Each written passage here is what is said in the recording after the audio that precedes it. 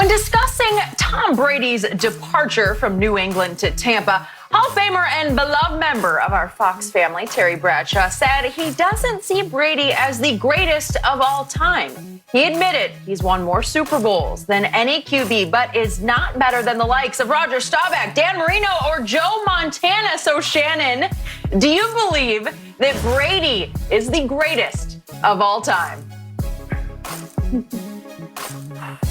Skip, I think it's a two-horse race. I really do.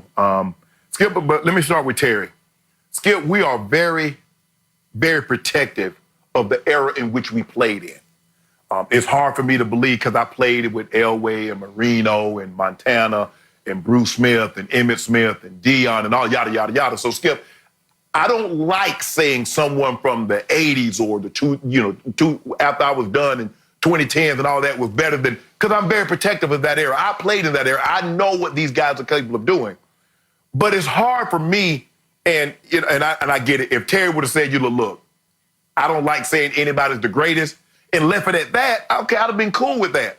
But it's hard to say guys that's never won Super Bowls are better than a guy that has 6, no matter what you think about him personally. And I don't know if Terry has any personal feelings, likes or dislikes against him, but I believe it's a two-horse race. Now, you look at Joe, Skip. Joe is 4-0 in Super Bowls, 3 MVPs, and Super Bowl MVPs. He's 11 touchdowns to 0 interceptions. Now, when you're looking at it, are we looking at the guy that's won the most Super Bowls? Because you told me the reason why you say Michael Jordan is the GOAT is like in all those finals, he didn't lose. Well, Tom has 3 losses on his resume. Now, Joe has signature moments too. The catch, we still talk about the catch. I don't know if you were at that game when you watched that, because I know it hurt a little more because it happened against the Cowboys. And one of the clutchest drives in Super Bowl history is the drive that he had against the Bengals, Skip. I think it was in Miami, and that he goes 92 yards and a field goal wasn't going to do it. As a matter of fact, the play was, if I'm not mistaken, it was 200 X slant. I know that's the West Coast offense. Hit John Taylor on the backside on the slant route for the game-winning touchdown. Skip, look.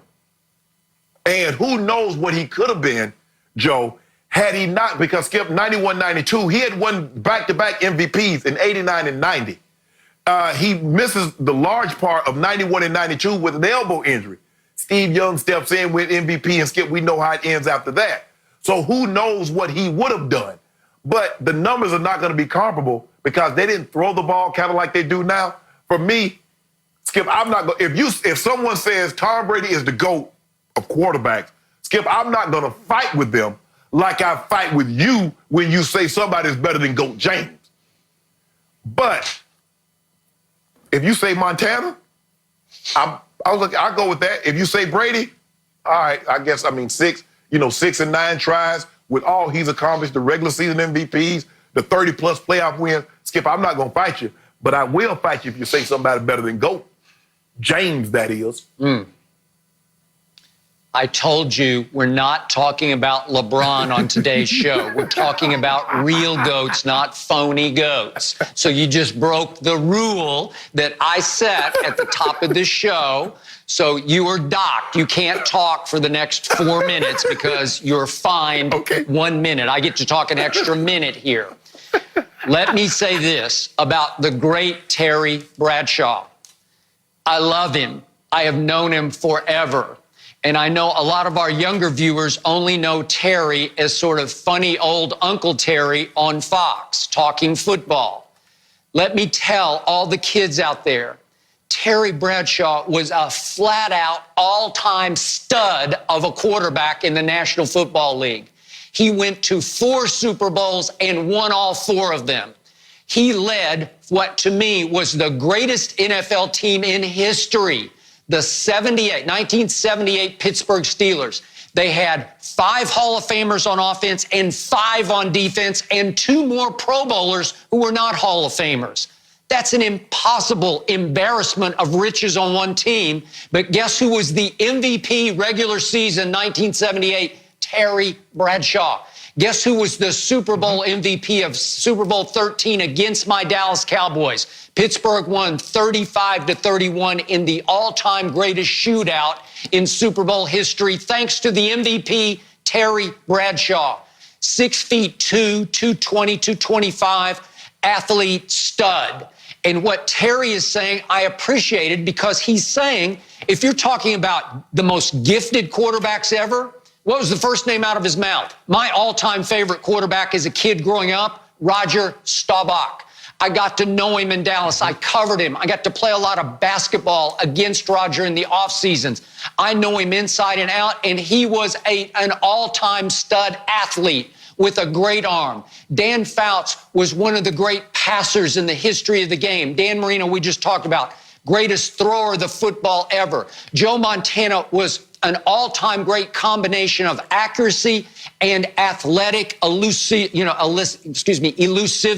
He could really move and groove in the pocket, and he could escape and hurt you with his legs in ways Tom Brady never thought about doing.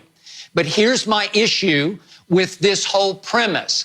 I feel like, to your point, Shannon, that a lot of older players just, they can't put their arm around Tom Brady. There's something about Tom Brady they can't give in to. There's something about Brady, he doesn't speak the right language for them. He's not the typical, prototypical stud quarterback. He doesn't carry himself the way all these other quarterbacks did in days gone by. There's something weird, different about Tom. As I always tell you, he can be cliche-ridden. He can be lame, jokey on IG. He can be the nerdy dad next door all too often. He doesn't fit the mold of the classic franchise quarterback. And yet, if you look at what he's done on the highest level more consistently than anybody by far, is he's played the position better than any of those other quarterbacks ever played it consistently on the biggest stages in the sport. Even Montana didn't go to 9 Super Bowls. He went to 4, and he was great in those 4. He probably should have won all 4 MVPs, but in the game you brought up against Cincinnati, they gave it early with 2 minutes to go to Jerry Rice because he had 200-plus receiving yards in that game. But Joe hit John Taylor with the game winner. He should have been the MVP. But the point, Shannon, about Tom Brady is no one has ever played the position better, been more effective, especially in the clutch, over an expanse of 20 years the way Brady has. He's also something that nobody ever brings up from the older quarterbacks. He's the greatest leader in the history of the game. I'm sorry, he just was. And Ray Lewis is up there, and Shannon Sharp is up in that conversation. But Tom did it against Bill Belichick. He had to reset the culture and try to keep that team together with a dictator, a tyrant of a head coach. And Tom led that locker room for 20 years. And he's the one who set the tone and the culture that allowed Belichick to thrive doing what he did best, which was coach defense, and then Tom to do what he did best, which is make plays in the clutch in AFC championship games and Super Bowls. It's just extraordinary that he has 6 rings with 6 fourth-quarter, come-from-behind, game-winning drives. That's impossibly great. And Shannon, when you look at the yards that he threw for in the AFC championship game against Jacksonville when he split his hand open in the week before the game, or the 3 3rd-and-10s he converted at Kansas City against Mahomes' team, or 124 yards passing against the Legion of Boom in the 4th quarter of the Seattle Super Bowl comeback, or 246 yards passing in the 4th quarter and overtime against Atlanta in that epic comeback, or you could say epic failure by Atlanta. But still, it's hard to throw for 246 in the 4th quarter and overtime. And Terry Bradshaw was all-time clutch against my Cowboys in Super Bowl 13 and against the Rams in Super Bowl 14. Look at the 2 big 3rd down conversions he had in that come-from-behind game. But he didn't do it in 9 Super Bowls the way Tom Brady has. It's just, there's something missing here, and I'm not going to call it Brady hate. It's just sort of Brady dislike. And I think it starts to border on a little bit of jealousy and a little bit of resentment, because all these quarterbacks Terry brought up, including Terry, had to stop prematurely. Terry had to quit at age 35, and now Brady's talking about playing to 48. Roger only played 10 years and had to stop because of concussions. And Dan Fouts was gone at 38, and Joe Montana at 38. You know how it goes. That's just life in football. And I think there's some resentment. Right. This guy is still going and he's first it was 45, and now Ian O'Connor's reporting that Brady's making noise about playing till he's 48. Well, it inspires a little resentment on their part, and after a while, it wears on me that they can't give in to Tom Brady. Skip, I think the thing is that they're not resentful of Brady. They're resentful of the rules change that have been implemented that has protected Tom Brady and these other quarterbacks because they can't. Because Skip, you remember Cleveland when Turkey Jones slammed Terry Bradshaw on his neck and almost broke his neck. The way they played in Terry and Dan's and Roger days is even different, was more violent, more physical than when it played. And when I came into the 90s, it was still a physical game. It was still trying to knock somebody's block off, still trying to impose your will on someone to break that man.